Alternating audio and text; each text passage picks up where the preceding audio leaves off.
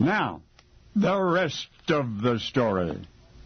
Little Dorie Kapplehoff was born to dance. Her talent was apparent by the time she entered kindergarten. Through grammar school, she took dancing lessons and performed in public. All kinds of dancing came easy to Dorie. Tap and modern acrobatic and ballet, everything. And still in those days, even the most gifted dancers needed partners. So Dorie got herself a partner, a 12-year-old boy named Jerry Doherty from her dancing school. That is how the team of Doherty and Kapplehoff came to be and came to become an instant success in their hometown Cincinnati. They pleased every audience. They won every contest. In fact, the $500 first prize money from one city competition financed a trip to Hollywood. Their visit was intended to last only a month, but the response to Doherty and Kapplehoff was so positive that they and their families decided to stay. They'd return to Cincinnati briefly to settle affairs, to say their goodbyes, but then Hollywood, permanently. Dorie was just barely a teenager at the time. And then came the night of October 13, 1937, Friday the 13th. Dorie and her mother had planned to leave for the West Coast the following morning, but that night Dorie and three young friends went for a car ride. It was a cold, rainy night, so the car windows were closed tightly. The radio was going full blast. Crossing the railroad tracks, none of the youngsters heard the locomotive coming, nor did they see its light until it was too late. In the crash, both in the front seat were thrown through the windshield. Dorie crawled from the back seat onto the pavement, tried to stand but could not. Still in shock, she reached down to feel her right leg, discovered that she was bleeding, and then she felt the jagged, protruding bones, and everything went black. Dorie's first waking thoughts in the hospital were concern for her dancing. The doctors didn't tell her right away that her leg had been shattered, that she may never walk again, much less dance. There was intricate surgery on that leg, followed by months in a wheelchair. A premature attempt at dancing broke Dorie's leg. Now the girl would have to spend at least another year in a heavy cast and on crutches if the bones were ever to heal. And so, one Friday the 13th, died the dance team of Doherty and Kapplehoff. Talented young Jerry Doherty never did find another suitable partner. Instead, he finished high school and became a milkman. As for Dorie, therapy was prescribed for her to help her endure the agonizing months of inactivity. The therapy in which she had no real interest at first, singing lessons. Singing. You see, on the Hollywood Walk of Fame, one star shines as brightly as any. That of a girl named Dorie Kapplehoff, whose remarkable singing opened all of the doors. Radio, recordings, movies, television. She became the epitome of American womanhood. Doris Day. That's right, Doris Day. Only now you know the rest of the story. And now the rest of the story. Doris Marianne Kapplehoff was born on April the 3rd, 1922, but it was almost if she were predestined to be an actress. Doris Day's mother named her after Doris Kenyon, a famous silent film actress. Doris Kenyon began working in talkie films when Doris Kapplehoff was 6 years old. Following that fateful car accident, Doris spent months convalescing, as Mr. Harvey explained. To pass the time, Doris sang along with the radio, the most popular form of home entertainment at the time. Doris said, "During this long, boring period, I used to while away a lot of time listening to the radio, sometimes singing along with the likes of Benny Goodman, Duke Ellington, Tommy Dorsey, and Glenn Miller.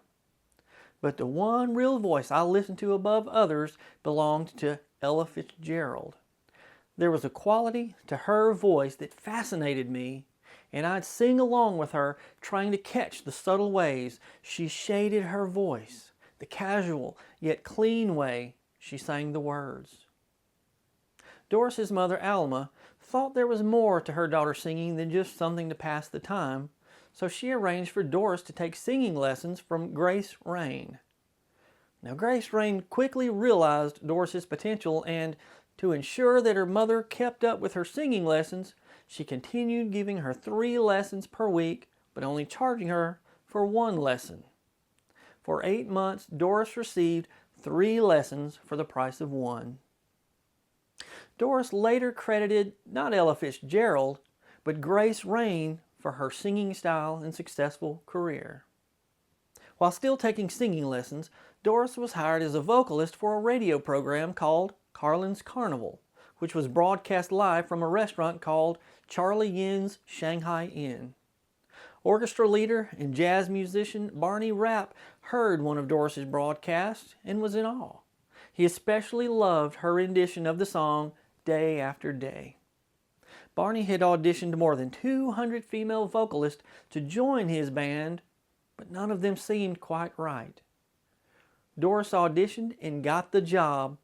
There was just one problem. Dorie Kapplehoff was difficult to remember, sounded foreign, but most of all, it was too long to fit on marquees.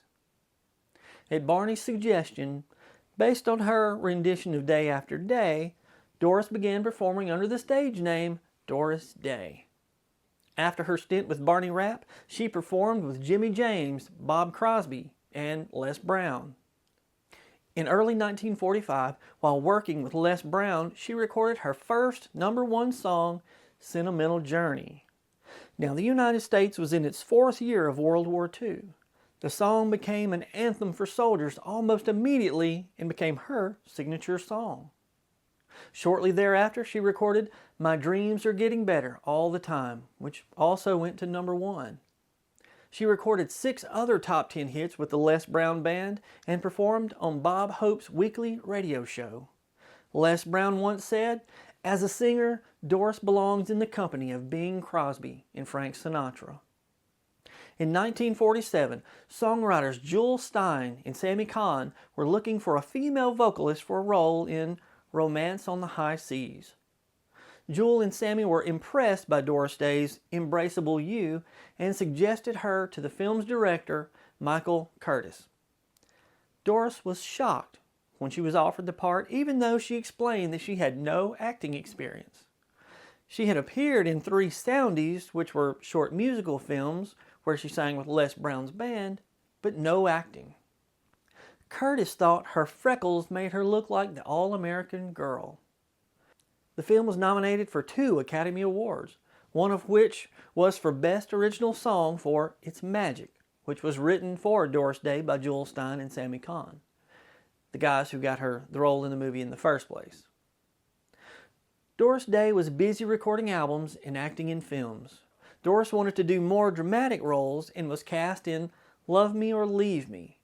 She got top billing above James Cagney, if you can believe that. In the film, Dorothy stars as Ruth Edding, a singer who, with the help of Martin Snyder, played by James Cagney, rose from dancer to movie star. James Cagney's character wants to control Doris's character. He felt he deserved to control her life and career because he created her. Now, of course, Doris fights back. If you've not seen the film, I highly recommend it. The soundtrack for the film became a #1 hit.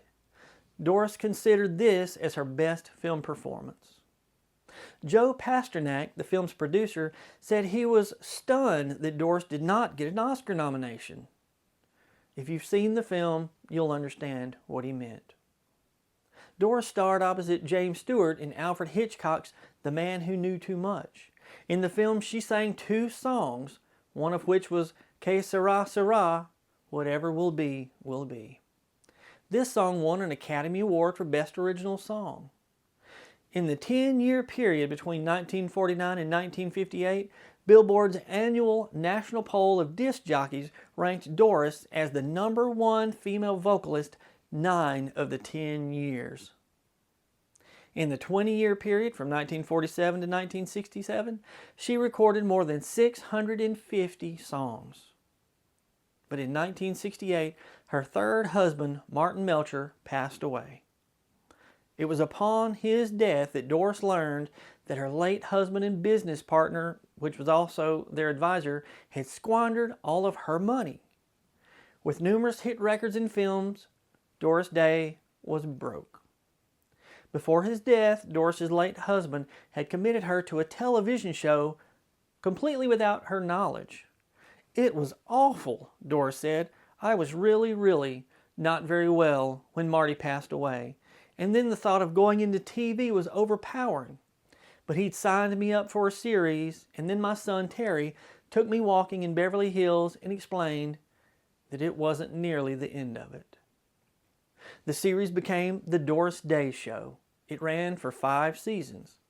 In 1973, when the show ended, Doris pretty much retired from acting. She filmed a couple of TV specials and occasionally appeared on various talk shows in the 70s. But Doris wasn't done yet. In 2011, 89-year-old Doris Day released her 29th studio album called My Heart. It contained all new material and became a top 10 album in the United Kingdom. Today, Doris is mostly remembered for her film career rather than her music career. Do you have a favorite Doris Day film or a favorite Doris Day song? I'm Brad Dison. Thanks for watching. And now you know the rest of the story.